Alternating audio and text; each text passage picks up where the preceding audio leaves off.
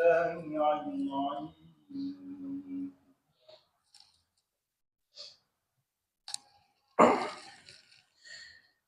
الحمد لله رب العالمين حمدا كثيرا حمدا طيبا مباركا فيه ومباركا عليه كما يحب ربنا ويرضاه.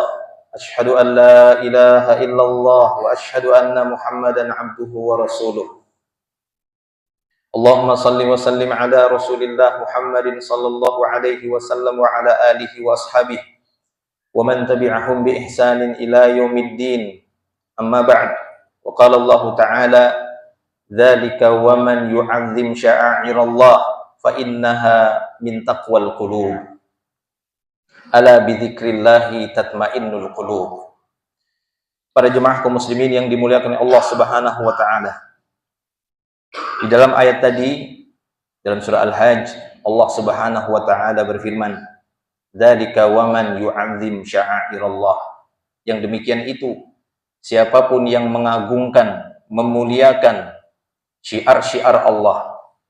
Syiar-syiar Allah adalah tanda-tanda kebesaran Allah dengan diturunkan syariat kepada manusia dari Allah Ta'ala melalui nabinya yang disebut dengan syiar ataupun syariat.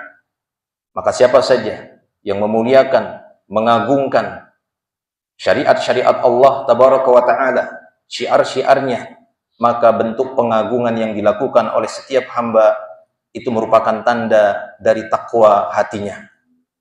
Maka dari itu orang-orang yang memuliakan syariat Allah dengan mengamalkannya, melaksanakannya, membelanya, memuliakannya, itu tanda ketakwaan hatinya.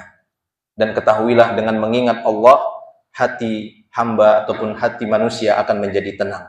Maka hendaknya kita berusaha untuk zikrullah dengan melaksanakan semua perintah-perintah Allah dan menjauhi larangan-larangan Allah Subhanahu wa taala, yang dengan itu kita mendapati predikat tertinggi di sisi Allah sebagai hamba yang paling atqa, hamba yang paling bertakwa kepada Allah Subhanahu wa taala.